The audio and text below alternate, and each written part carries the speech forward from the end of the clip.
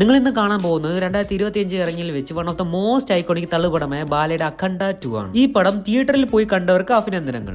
അപ്പോൾ പടം തുടങ്ങുന്നത് ചൈന ബോർഡറിൽ കുറെ ചൈനക്കാർ സമാധാനമായിട്ട് പ്രാർത്ഥിക്കുന്നത് കാണിച്ചുകൊണ്ടാണ്. അപ്പോഴാണ് പടത്തിലെ മെയിൻ വില്ലന്റെ എൻട്രി. അവൻ ചൈനയിലെ ഒരു ജനറൽ സോൾജിയർ ആണ്. അവന് ഇന്ത്യക്കാരെ കണ്ണെടുത്ത കണ്ടുകൂടാ, അതുകൊണ്ട് അവിടെയുള്ള എല്ലാവരും അങ്ങ് വെടിവെച്ച് കൊള്ളും. അപ്പോഴേക്കും അവനൊരു കോൾ വരും. അവന്റെ മോൻ ഏതോ ഇന്ത്യൻ പട്ടാളത്തിന്റെ കയ്യിൽ നിന്നും ഒരു ചെറിയ ഇടി വാങ്ങിച്ച് ചത്തുപോയെന്ന്.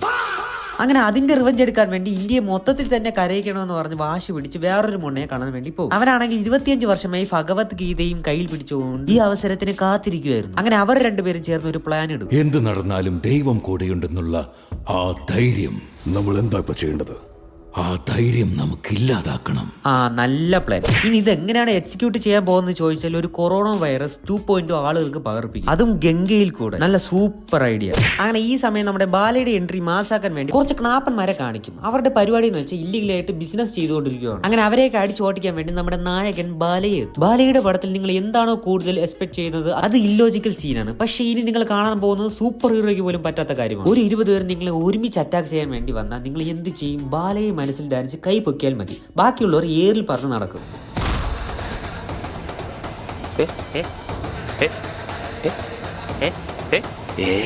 ഇതൊക്കെ ബാലയെ കൊണ്ട് മാത്രമേ പറ്റുള്ളൂ. പിന്നെ ബാലയുടെ ഒരു പ്രത്യേകതയാണ് അടി നടക്കുമ്പോൾ ഇടയ്ക്കിടയ്ക്ക് ചീഞ്ഞ മാസ് ഡയലോഗുകൾ അടിക്കുന്നത്. സൗണ്ട് കൺട്രോൾ ചെയ്ത് സംസാരിക്കണോ? ഏത് സൗണ്ടിന് ചിരിക്കുന്നു, ഏത് സൗണ്ടിന് വെട്ടിയറിയുന്നു എനിക്ക് പോലും അറിയില്ലടാ. നിനക്കത് ചിന്തിക്കാൻ പോലും ആവില്ല. അതൊക്കെ പക്ഷെ അതെന്തിനു ഇവിടെ പറയുന്നത്? ഇത് പോരാത്തതിന് കന്നഡയിലും തമിഴിലും ഹിന്ദിയിലും വരെ ട്രാൻസ്ലേറ്റ് ചെയ്ത് കൊടുക്കും ബാലയ്യ.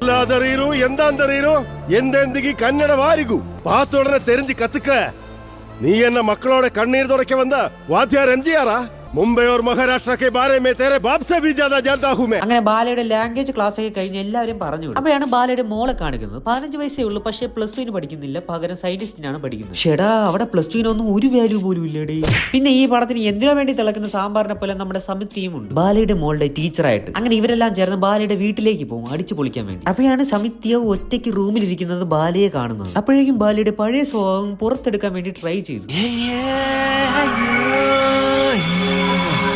അങ്ങനെ ഇവർ രണ്ടുപേരും ചേർന്ന് വെള്ളവും അടിച്ച് ഡാൻസ് ഒക്കെ കളിക്കും. ബാലയുടെ ടഫ് സ്റ്റെപ്സ് ഇല്ലാതെ എന്ത് സോങ് അല്ലേ.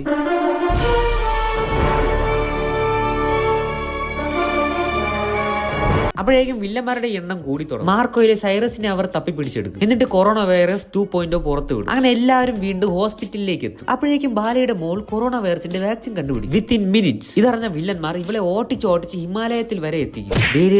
ഹിമാലയത്തിലേക്ക് എത്ര കിലോമീറ്റർ ഉണ്ടെന്ന് ഇങ്ങനെ അറിയാടേ, അതും ഓടി എത്തിയെന്ന് പോലും. അപ്പോഴേക്കും അവളെ രക്ഷിക്കാൻ വേണ്ടി സ്വാമി ബാലയെ എത്തും. ഇനി അങ്ങോട്ട് നിങ്ങൾ ബ്രെയിൻ ഊരി മാറ്റി വെച്ചു അമ്മാതിരി സാധനങ്ങളാണ് കാണാൻ പോകുന്നത്.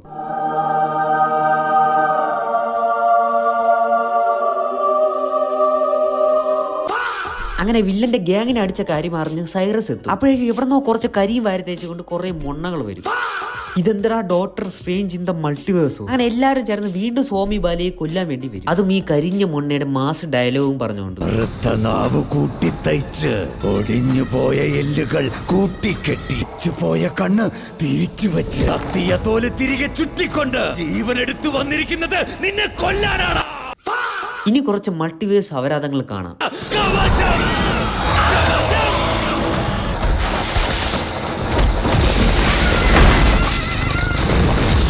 അങ്ങനെ ഇത്രയും മാസ് ഡയലോഗ് അടിച്ചിട്ടും ലാസ്റ്റ് അവൻ പടമാവും. അങ്ങനെ വീണ്ടും ബാല ഒരു അരമണിക്കൂർ എല്ലാവർക്കും ക്ലാസ് എടുത്തതിന് ശേഷം ചൈനയിലേക്ക് പോകും. നടന്നു വന്നാൽ മാസ് പോരാഞ്ഞിട്ട് പീരങ്കിലാണ് വന്നത്.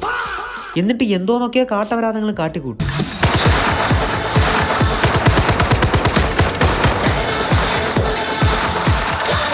KGF-ലെ റോക്കി ബായ് എന്നാണ് വിചാരം.